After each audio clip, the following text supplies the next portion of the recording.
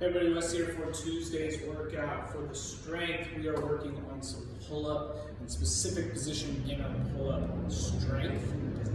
Working on how our body is working through those different positions and how we can hold ourselves.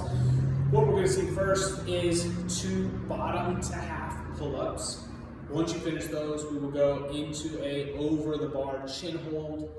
We'll then have top to half pull-ups, and then we will have strict pull-ups. Likely going to need to break these up, but if we can string some of it together, even half of it together, we should try. You also have the option to switch to a chin-up grip if that's easier. Most of us will be. If you have the pull-up grip, let's do that first. But if we need to switch to pull-up or chin-up, we can. Or we can switch to a ring row type movement where now we're pulling and holding with the rings in a horizontal or vertical sense. But let's try to get as much vertical pull as we can. We'll start with that bottom to half pull up. So we're going to see 2 reps here. Getting set, bottom to half, getting those arms at about 90 degrees if we can. Once we finish that, if we can go 5 seconds overhead, point those toes in front of the bar for that 5. That's going to help you from swinging and start developing that hollow position that we need while we're hanging from the bar. Second half of this is doing top to half. So this is a little bit easier if you don't have a full straight pull up yet body weight, where you can jump or step to the top. So for example, this was even a little higher. I could step and already be in that high position before lowering down to half. So a lot of times this is a little bit easier if you don't have your pull-ups yet. Where we start, and then we're here, not going down all the way, but seeing if we can control our body there. And then ending with 2 strict pull-ups, trying to get our full range of motion from the bottom all the way up and back down. Okay, we can use a band or multiple bands, stepping in, and that'll help us with that positioning too, whether we're doing the halves or we're doing full reps. Okay, work on getting those knuckles above the bar so you have a good grip. And then try to get your body into a hollow, whatever movement option that you're doing. For the workout, we have classic Tabata. So a classic Tabata is 8 rounds of 1 movement, 20 seconds on, 10 seconds off. That comes to just under 4 minutes of work for that one. Well, not work, but total work and rest. You're gonna add up all your reps today.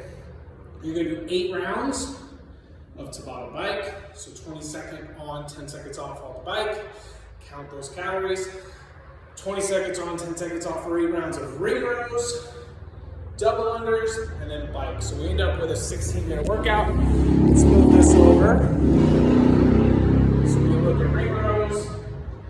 On this one, you might be a little bit fatigued from those pull-ups, but as you get set and you're working those ring rows, you can start in one angle, and then you can make it more difficult or make it easier, whichever you need to on those. But find a position that you can hold on for the 20 seconds, and then you'll have the 10 seconds to rest and adjust position if you need to. On this, if we zoomed in, we'd see my wrists stay in this same straight position as I pull back. A lot of times on ring rows, I see people do this and bring the rings in. I want you to think about keeping them straight and driving with the elbows instead of pulling in with the wrist. So as you pull, you'll bring them here, those elbows will drive back, and those wrists will stay in that stacked position with the elbow, okay? So we're gonna add up all the reps. We're gonna have double unders too. Today's a great day to work on double unders in a workout setting because you're gonna have 20 seconds to practice, 10 seconds to rest. So maybe you can get some rhythm, penguin taps, high jump singles into those doubles. The totals that we're looking for here between the 2 bikes, 100, maybe 80 plus calories on the bike. Try to be consistent with your first one and then that last Tabata. So don't totally fatigue out and have a totally different number there. Second, on the ring rows, we're looking at 60 to 80 plus ring rows. Again, that'll depend on what position you pick. And then we're gonna look at 150 to 200 plus doubles. That will also depend on where you're at practicing those, but maybe we can string some together if they're new, or if you are getting the rhythm of them, maybe you can get where you can work a full 20 seconds without breaking. Good luck, have fun on Tuesday.